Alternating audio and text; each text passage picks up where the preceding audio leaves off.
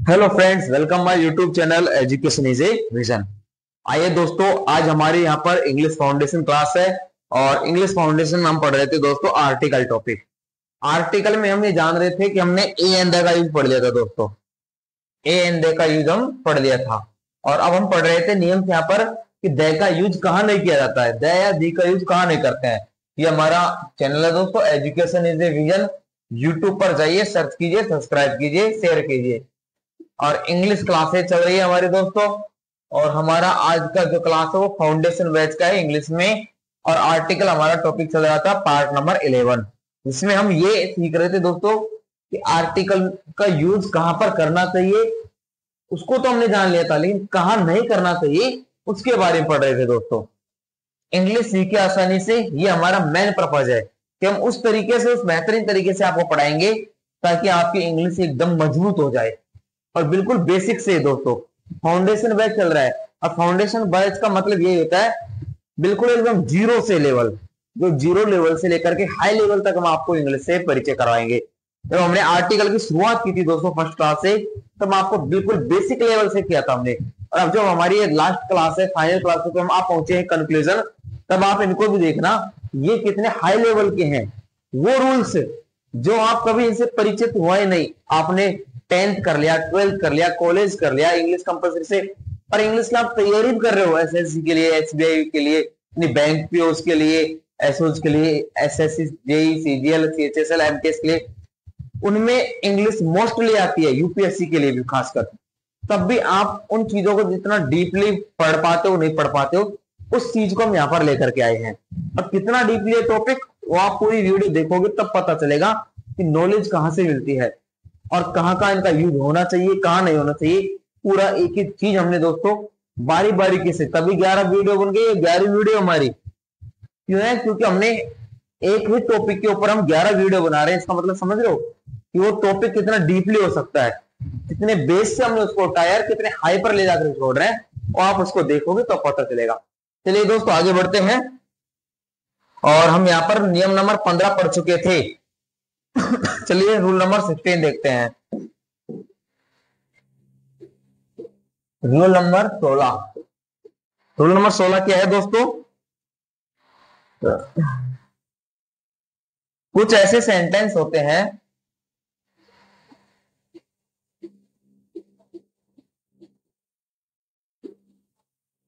कुछ सेंटेंस होते हैं दोस्तों ऐसे जिनमें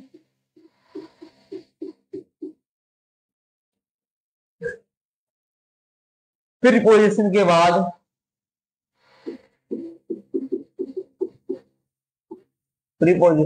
दोस्तों क्या आता है? ऑब्जेक्ट आता है। कुछ सेंटेंस जिनमें प्रीपोजिशन के बाद दोस्तों ऑब्जेक्ट आता है, वहां आर्टिकल का यूज नहीं करते। वहां आर्टिकल यानी ए एन और द का यूज नहीं करते। ठीक है दोस्तों, कुछ सेंटेंस जिनमें प्रीपोजिशन के बाद ऑब्जेक्ट आता है, वहां आर्टिकल का यूज नहीं किया जाता है। ठीक है दोस्तों, जैसे फॉर एग्जाम्पल के लिए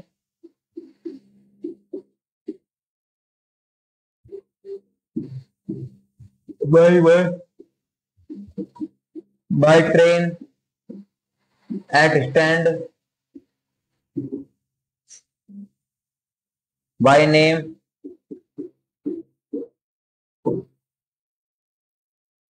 by plane,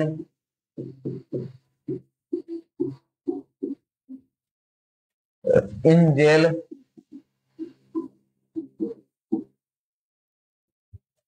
at dinner,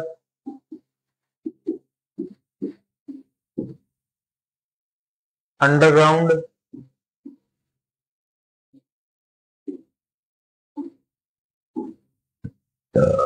in जेस्ट,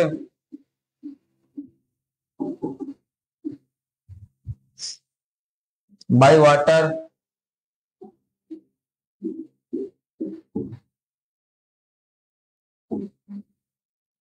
on horseback,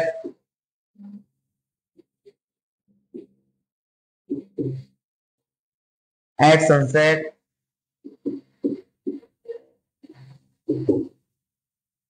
in depth,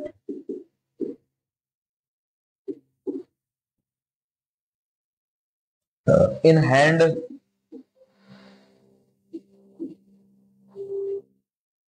all day,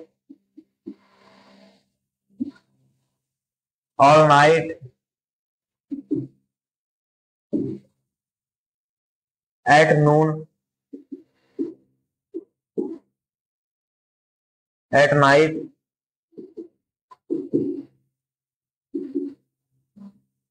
by post,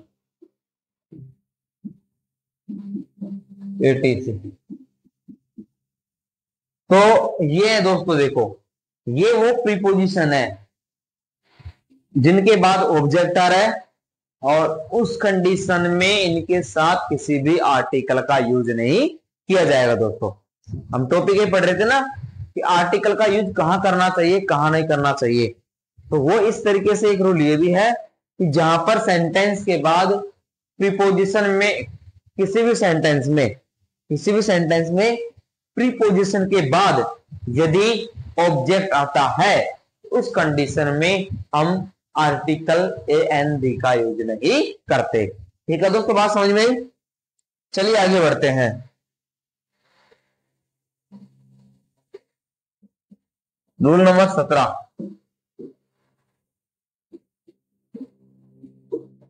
rule number 17 क्या है हमारा? कुछ सेंटेंस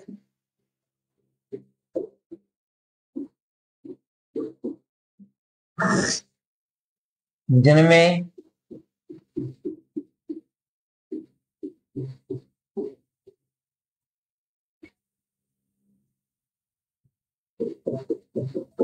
ट्रांजिटिव वर्ब के बाद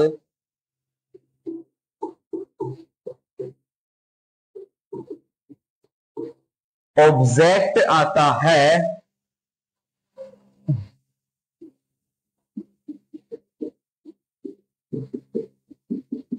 तो आर्टिकल का यूज नहीं होता। आर्टिकल का यूज नहीं होता है। कोई बात है दोस्तों, कुछ सेंटेंस में ट्रांजिटिव वर्ब, अब ट्रांजिटिव वर्ब कौन सी होती है उनके बारे में जानेंगे। और ट्रांजिटिव वर्ब के बाद में यदि ऑब्जेक्ट आ रहा है, ट्रांजिटिव वर्ब के बाद में यदि ऑब्जेक्ट आ रहा है तब उस कंडीशन में भी दोस्तों आर्टिकल एन का यूज नहीं किया जाता है। ठीक है दोस्तों, और वो ट्रांजिटिव वर्ब कौन सी होती है उन चीजों को भी देखते हैं। देखिए एग्जाम्पल के लिए देखते हैं यहां पर, to catch fire,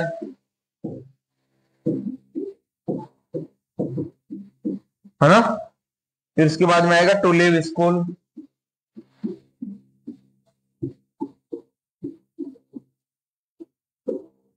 to leave school college,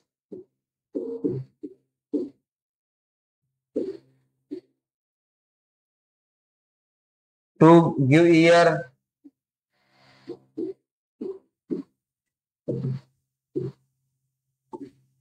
to give ear, to bring word,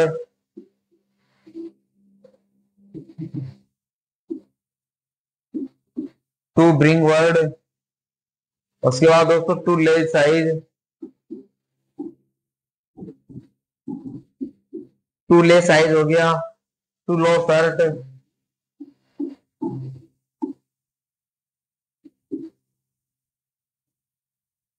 to lose heart, to set sail,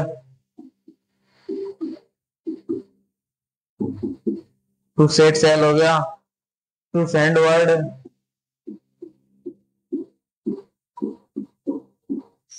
to send word हो गया दोस्तों, to cast anchor,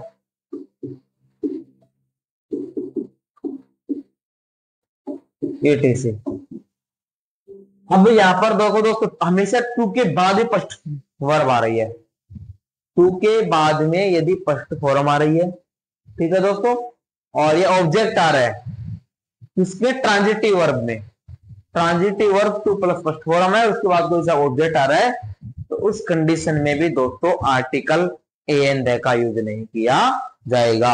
article A N दे का यूज नहीं किया जाएगा। ये नियम आपके सामने दोस्तों, कौन कौन से ट्रांजिटिव वर्ब होती है वो हमने लिख दिया है, और उनके बाद में ऑब्जेक्ट आ रहा है, और उस कंडीशन में भी आर्टिकल का यूज नहीं किया जा रहा दोस्तों। ठीक है, चलिए देखते हैं next question.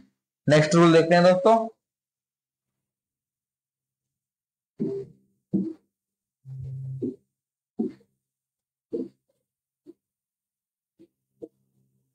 Rule number 18।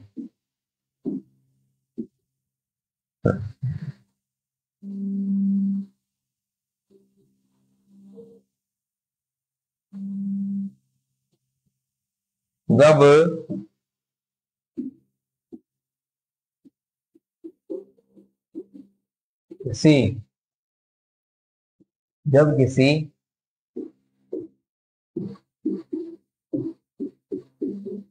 Abstract noun, जब किसी एब्स्ट्रैक्ट नाउन द्वारा फीलिंग्स या इमोशन,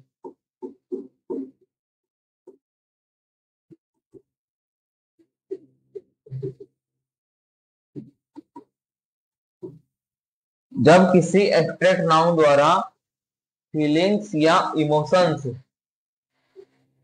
EMOTION, फीलिंग या इमोशन, जब किसी एब्स्ट्रैक्ट नाउन द्वारा फीलिंग या इमोशंस, फीलिंग या दोस्तों इमोशंस को कथन की तरह,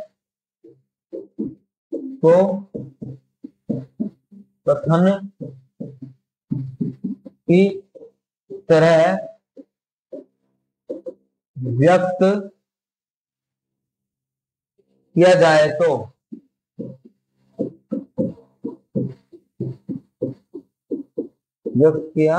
जाए तो आर्टिकल का यूज नहीं किया जाता। आर्टिकल का यूज नहीं किया जाता। आर्टिकल का यूज नहीं किया जाता। नियम क्या है दोस्तों, नियम को पढ़ो। जब किसी एब्स्ट्रैक्ट नाउन द्वारा, जब किसी एब्स्ट्रैक्ट नाउन द्वारा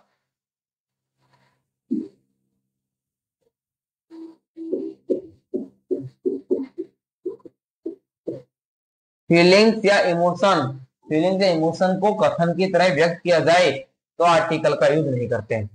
कि कोई एब्स्ट्रैक्ट नाउन, एब्स्ट्रैक्ट नाउन का मतलब क्या होता है दोस्तों, भाववाचक। क्या होता है यहाँ पर, एब्स्ट्रैक्ट नाउन का मतलब होता है दोस्तों भाववाचक। और उस भाववाचक में किसी की फीलिंग्स को, किसी के इमोशंस को, किसी के फीलिंग्स और इमोशंस को कथन की तरह, जैसे कथन में बताया जा रहा है वैसे व्यक्त किया जा रहा है, तो उस कंडीशन में भी हम आर्टिकल्स का यूज नहीं करेंगे। For example,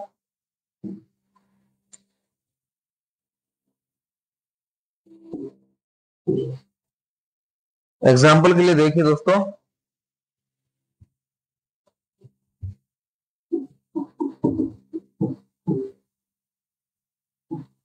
honesty is the best policy.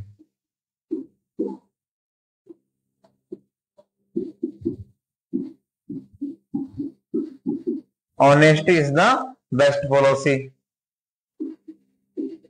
उसके बाद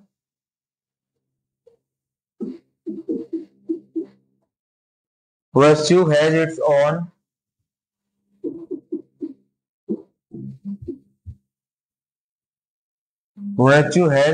its own reward।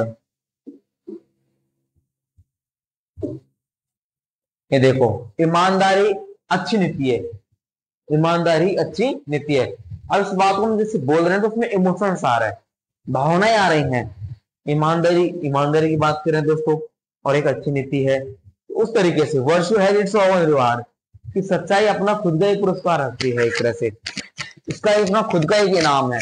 ठीक है दोस्तों, तो इन चीजों के लिए हम यहाँ पर एक इमोशंस शो कर रहे हैं, और उस कंडीशन में दोस्तों किसी भी आर्टिकल का यूज नहीं किया जाता। अब आप बोलोगे सर बेस्ट से पहले द आ गया है ना, कुछ महान विद्वान बोले सर बेस्ट से पहले द क्या आ गया, तो बेस्ट यहाँ पर क्या है दोस्तों, एक डिग्री है। डिग्री भी कौन सी है, सुपरलैटिव डिग्री। और सुपरलैटिव डिग्री से पहले हमेशा आर्टिकल्स का यूज किया जाता है। यहाँ पर ऑनेस्टी और वर्च्यू के पहले आर्टिकल का यूज नहीं किया जाएगा, ये नियम है दोस्तों ना। और अगर कुछ ऐसे अलग से वर्ड आ जाते हैं ना सेंटेंस के बीच में, तब आर्टिकल का यूज कर सकते हैं, ठीक है ना। तो इस चीज में थोड़ा कंफ्यूजन होने का जरूरत नहीं है तुमको। अब एक चीज और दे रखे दोस्तों इसी नियम में, और वो क्या है, एब्स्ट्रैक्ट नाउन किसी व्यक्ति जीव वस्तु की क्वालिटी से संबंधित किया जाए तो आर्टिकल लगता है। और यही एब्स्ट्रैक्ट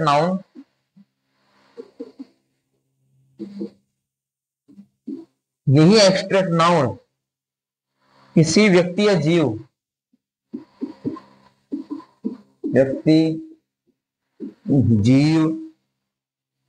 या वस्तु की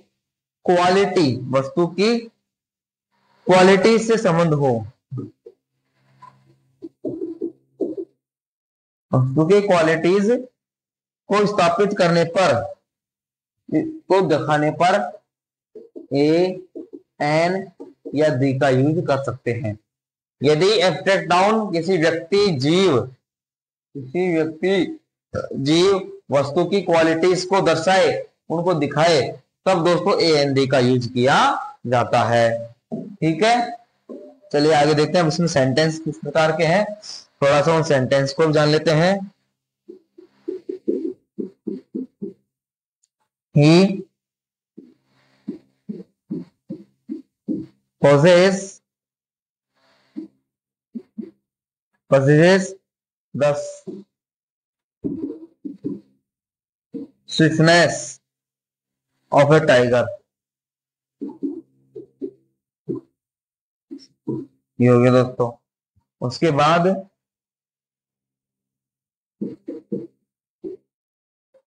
he has the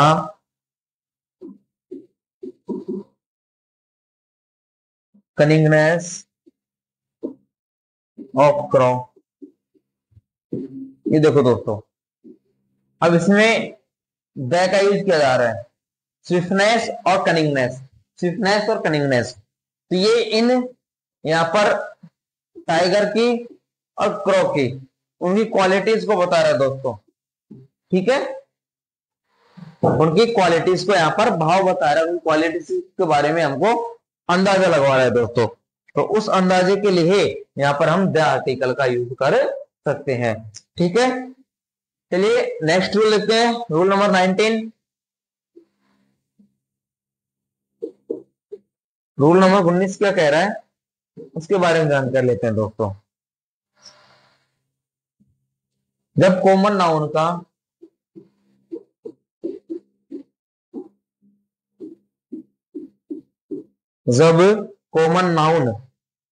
का यूज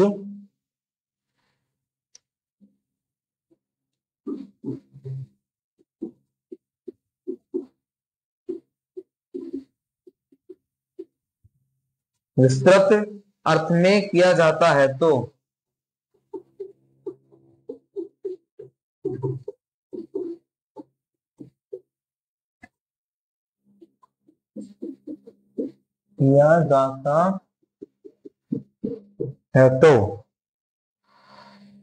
उससे पूर्व आर्टिकल नहीं लगाते। उससे पूर्व या उससे पहले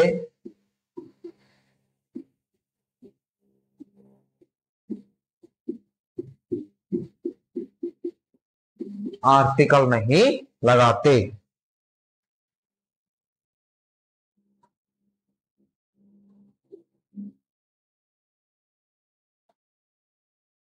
अब जैसे देखते हैं दोस्तों, यहाँ पर हम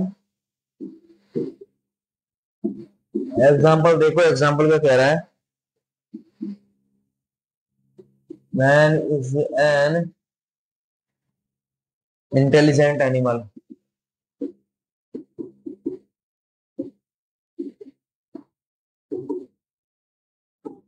कि जो व्यक्ति होता है वो एक होशियार जानवर की तरह होता है ना, होशियार जानवर होता है। बर्ड्स फ्लाई, पंछी उड़ते हैं, कॉमन नाउन है ना, उनका अर्थ किया जा रहा है। काउज ईट, काउज ईट्स ग्रास, गाय घास खाती है, गाय घास खाती है। ठीक है दोस्तों, उसके बाद है fish live in water,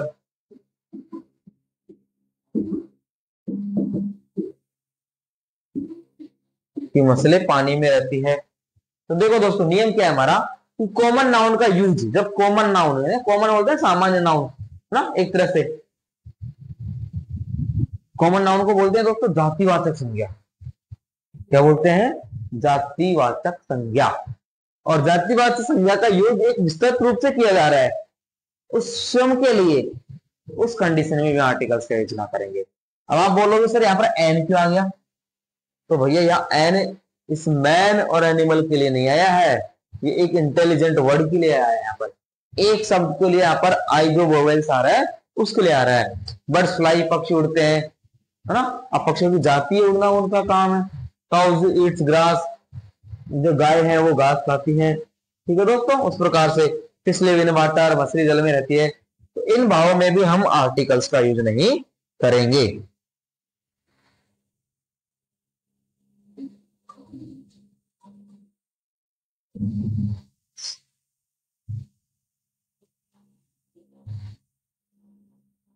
rule number 20 देखते हैं दोस्तों।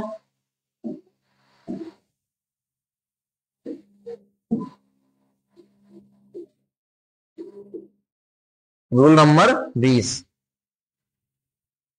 ये हम जानते हैं कि प्रॉपर नाउन, प्रॉपर नाउन से पहले, प्रॉपर नाउन से पहले आर्टिकल का यूज नहीं करते।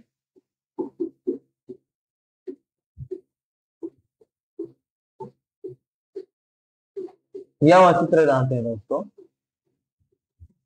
कि प्रॉपर नाउन से पहले आर्टिकल का यूज नहीं करते हैं। प्रॉपर नाउन से पहले आर्टिकल का यूज नहीं किया जाता है। लेकिन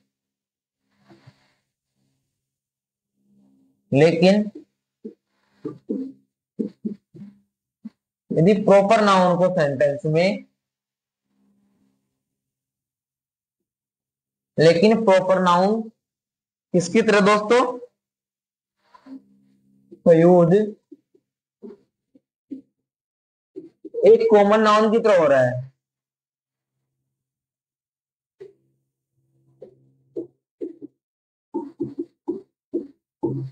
लेकिन प्रॉपर नाउन का यूज एक कॉमन नाउन की तरह, एक कॉमन नाउन की तरह होता है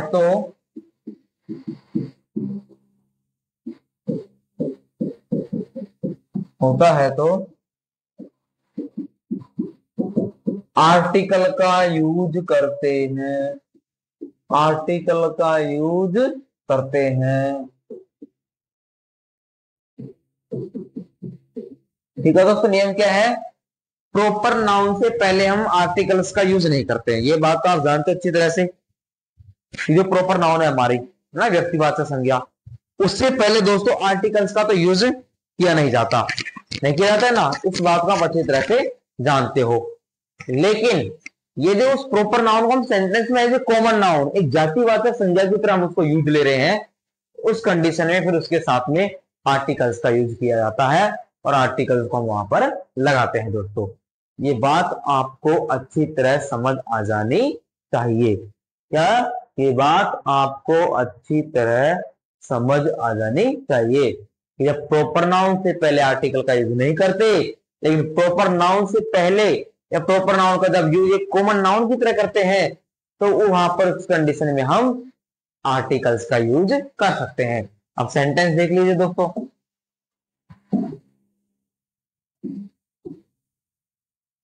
देखिए, थोड़ा सा जल ग्रहण करते हैं। तो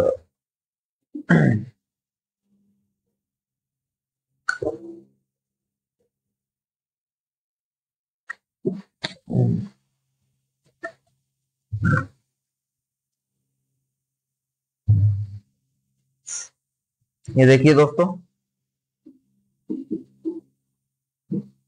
Akbar was a great king.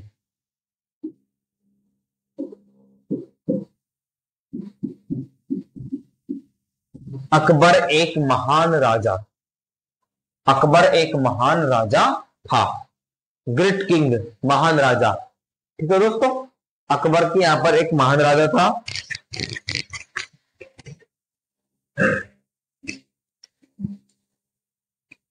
Agra is a beautiful city.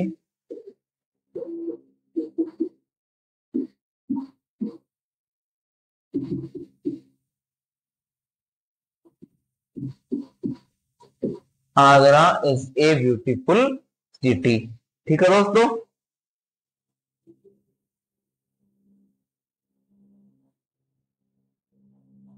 Jaipur is the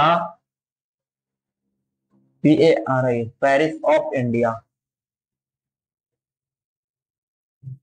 Jaipur is the Paris of India. यहां पर ए आ गया, यहां पर द आ गया दोस्तों। ठीक है, उसके बाद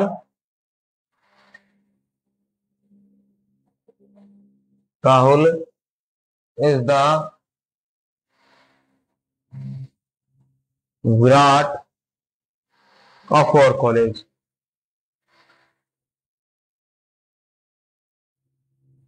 कि जो राहुल है वो हमारी कक्षा का विराट कोहली है ना, विराट है।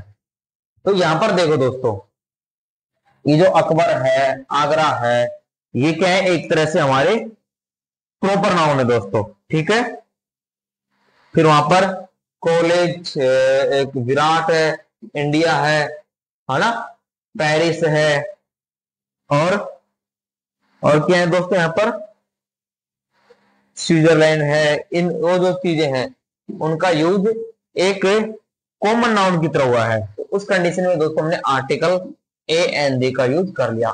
ए द और द। इस कंडीशन में प्रॉपर नाउन का यूज एक कॉमन नाउन की तरह होता है तो आर्टिकल का यूज करते हैं। प्रॉपर नाउन से पहले आर्टिकल नहीं लगाते, लेकिन यदि प्रॉपर नाउन का यूज एक कॉमन नाउन की तरह किया जा रहा है तो उस कंडीशन में दोस्तों हम आर्टिकल्स का यूज कर लेते हैं।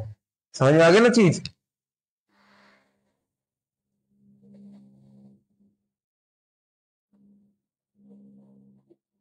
रूल नंबर 21 देखो,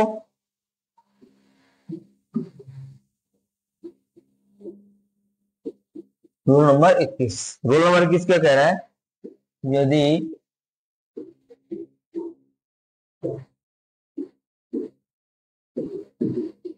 सुपरलैटिव डिग्री, सुपरलैटिव डिग्री से पूर्व से पहले माई, हिज, हर जैसे पजेसिव प्रोनाउन, जैसे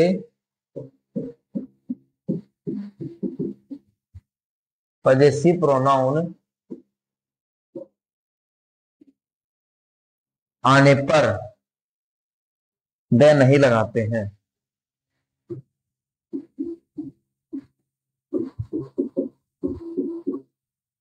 द का यूज नहीं करते। ठीक है दोस्तों, सुपरलैटिव डिग्री, सुपरलैटिव डिग्री के बाद में दोस्तों यदि पजेसिव प्रोनाउन आ रहा है, अब पजेसिव प्रोनाउन कौन से होते हैं दोस्तों, माई है, हिज है, हर है, ठीक है, और है, योर है, देयर है, ऐसे बहुत सारे हैं। उनके बाद दोस्तों हम कभी भी द का यूज नहीं करते हैं, किसी भी कंडीशन में द का यूज नहीं करते हैं। जैसे एग्जांपल है दोस्तों हमारे यहां पर,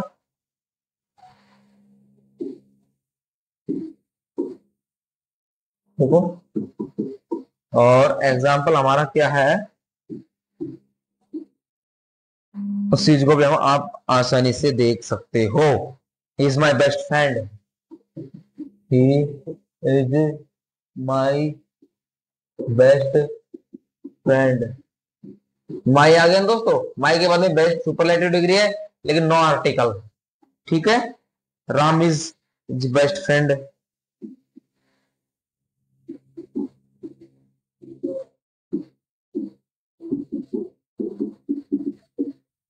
यहाँ पर भी दोस्तों इज आ गया, तो उस कंडीशन में भी हमने द का यूज नहीं किया।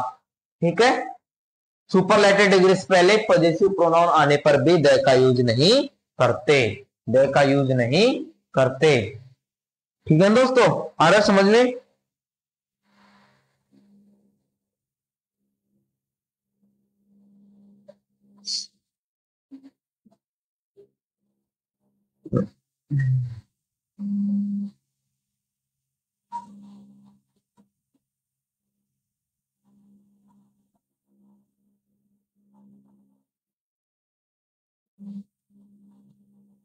अगला नियम है दोस्तों रूल नंबर 22, और रूल नंबर 22 क्या है हमारा, थोड़ा सा हम उसको जान लेते हैं।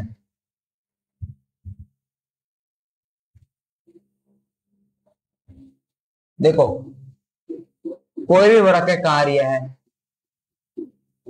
कोई भी कार्य हो रहा है, उसके साथ द नहीं लगाते।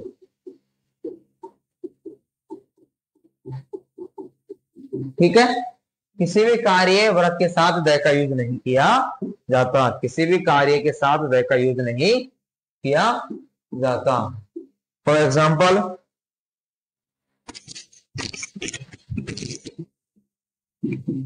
he is on his way to work,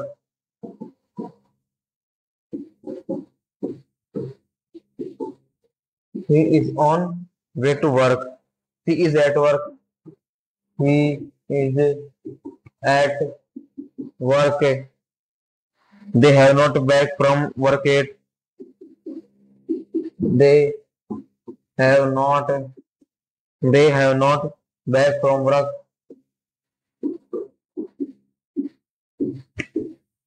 वो कार्य से नहीं लौटे। तो यहां पर दोस्तों देख लो, he is on his way to work, she is at work, they have not back from work। जो कार्य शब्द एक वर्क है, उसके साथ भी यहां पर द का यूज नहीं किया जाता।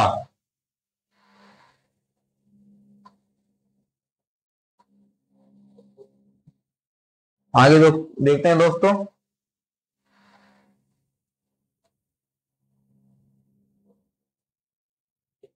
रूल नंबर 23,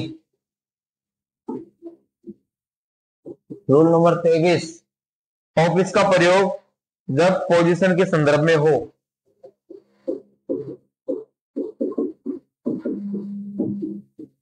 ऑफिस का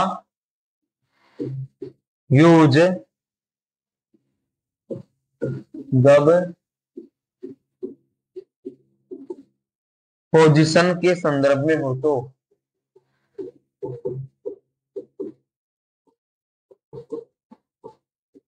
जब पोजीशन के संदर्भ में हो तो द का यूज नहीं किया जाता।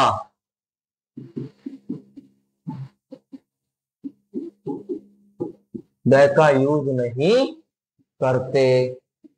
ठीक है दोस्तों, कौन सी कंडीशन में, जब पोजीशन, कोई पोजीशन दिखा रहा है, वो किसी पोजीशन को व्यक्त कर रहा है, ऑफिस वर्ड किसी पोजीशन को व्यक्त कर रहा है, ऑफिस कार्यालय शब्द जब किसी पोजीशन को व्यक्त कर रहा है दोस्तों, तो उस कंडीशन में हम द का यूज नहीं करते। ठीक है, for example,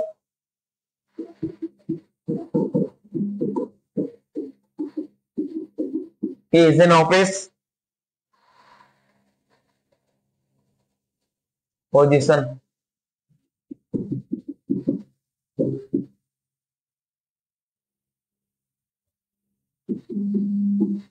to be out of office,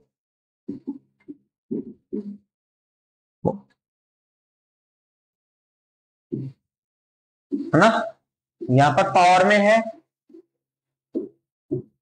और यहां पर पावर नहीं है। बोलते ना, he is in office position, क्योंकि वो कार्यालय की स्थिति में है। हाँ, अभी अधिकारी है, कार्यालय के अंदर बैठा है, अभी अधिकारी के रूप में, तो पावर में है। To be out of office, अब वो ऑफिस से बाहर आ गया, अब वो अधिकारी नहीं रहा ना, अब उसका अधिकारी का काम पूरा हो चुका है, डे पूरा हो चुका है, अब वो पावर में नहीं है। ठीक है, वो एक नॉर्मल पर्सन की तरह है। तो वो होता है दोस्तों पोजीशन, ऑफिस पोजीशन, कि ऑफिस के अंदर है या ऑफिस के बाहर है, उन सबको दर्शाते हैं, तब भी द का यूज नहीं किया जाता है। ठीक है दोस्तों, समझ आ गया। रूल नंबर 24,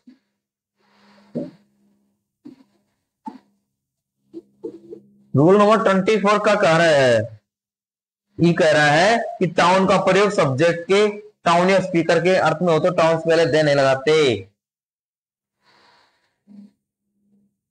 टाउन नहीं होता दोस्तों कस्बा, जो टाउन शब्द होता है ना, उसका प्रयोग जब सब्जेक्ट,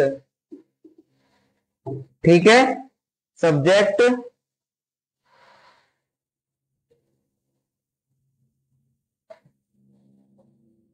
सब्जेक्ट के टाउन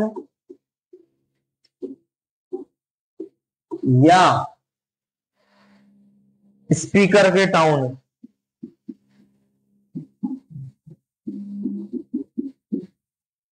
या स्पीकर के टाउन के से पहले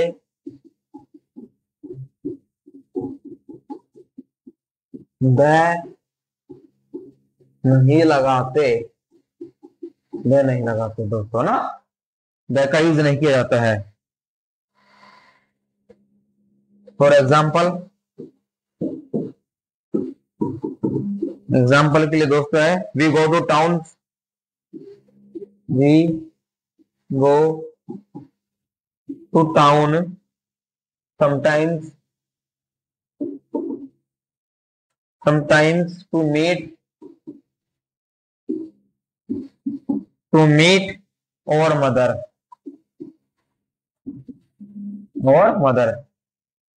कि हम कस्बे में कई बार जाते हैं अपनी माँ से मिलने के लिए। ठीक है दोस्तों, सब्जेक्ट के रूप में और मदर ना, सब्जेक्ट के रूप में।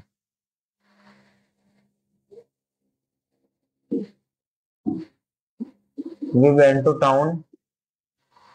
went to town last year, हम पिछले वर्ष टाउन गए। तो यहाँ पर टाउन शब्द है दोस्तों, ये टाउन वर्ड के आगे भी किसी आर्टिकल का यूज नहीं किया जाता। सब्जेक्ट के टाउन या स्पीकर के टाउन से पहले द नहीं लगाते हैं। चलो नियम नंबर 25,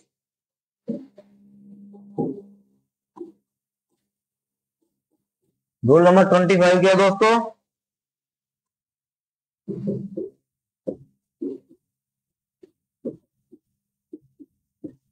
नेचर शब्द का प्रयोग जब प्रकृति के अर्थ में हो,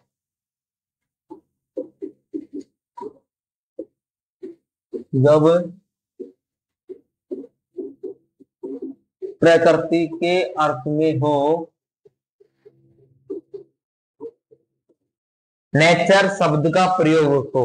और नेचर मीन्स प्रकृति होती है, स्वभाव। एक नेचर होता है स्वभाव, एक नेचर होता है प्रकृति। ठीक है, उस प्रकृति के अर्थ में हो तो इससे पूर्व देने लगाते हैं। तो इससे पहले द नहीं लगाते हैं,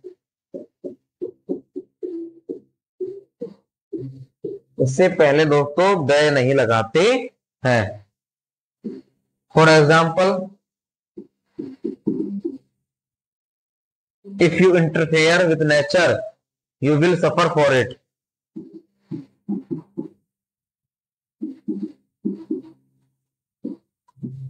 If you interfere with nature,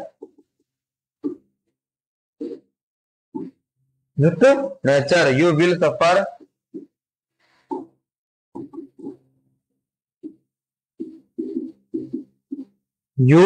will suffer for it।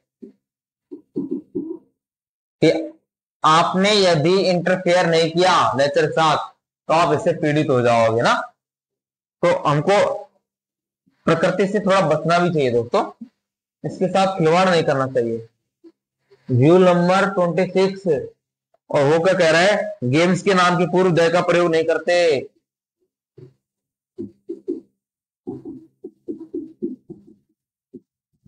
खेलों से पहले या खेलों के नाम से पहले द नहीं लगाते। खेलों के नाम से पहले भी दोस्तों द नहीं लगाया जाता। For example,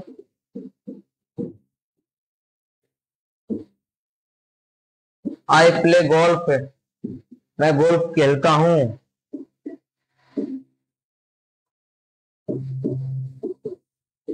he play cricket, वह क्रिकेट खेलता है। रूल नंबर 26, खेलों के नाम से पहले द का यूज नहीं करते। अगला है दोस्तों रूल नंबर 27,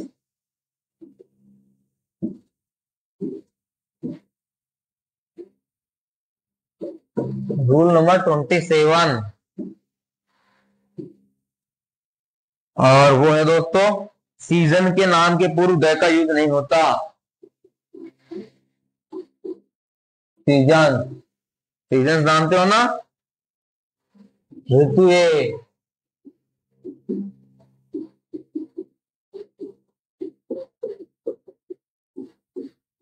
ऋतुओं के नाम से पहले द नहीं लगाते। ऋतुओं के नाम से पहले भी दोस्तों द नहीं लगाते। कैसे? इन स्प्रिंग, स्प्रिंग को बोलते दोस्तों वसंत ऋतु। You like to clean the house,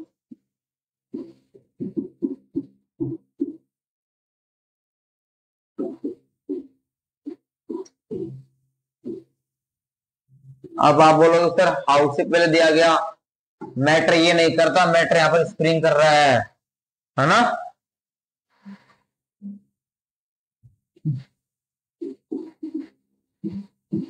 she is planning, she is planning to visit हर,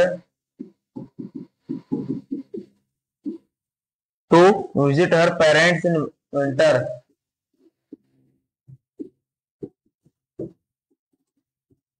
यहां पर विंटर कर रहा है दोस्तों।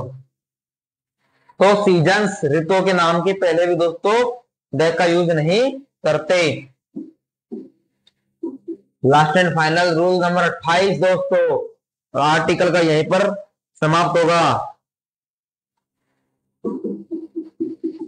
Time of day, time of day के साथ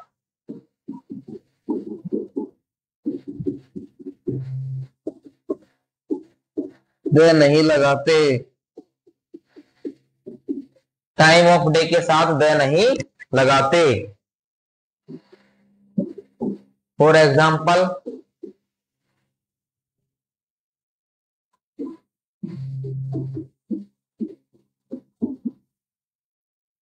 we travelled mostly by night, हम ज्यादातर रात्रि को भ्रमण करते हैं।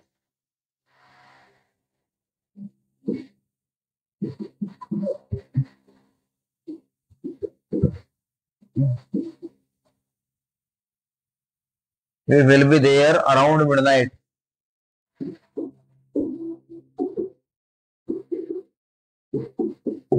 ठीक है दोस्तों, तो ये है हमारा आर्टिकल का टॉपिक था दोस्तों, जो आज पूरा हुआ। पूरी 11 क्लासों में बिल्कुल बेसिक से लेकर के फाइनल तक हम आपको ले गए, कहां यूज किया जाता है आर्टिकल का, कहां नहीं किया जाता है। तो ये हमने आपके सामने रखे दोस्तों। अब जो अगला सेशन लाएंगे वो एक प्रैक्टिस सेट लाएंगे, बिल्कुल बेसिक से हाई लेवल का, है ना। अगले वीडियो में 2-3 प्रैक्टिस सेट रखेंगे दोस्तों, जो कंपटीशन एग्जामों में क्वेश्चन आ चुके हैं, छोटे से लेकर के बड़े तक, उनका हम यहां पर मेंशन करेंगे। Okay friends, thanks for watching and keep support me. Subscribe my YouTube channel education is a vision. धन्यवाद, जय हिंद।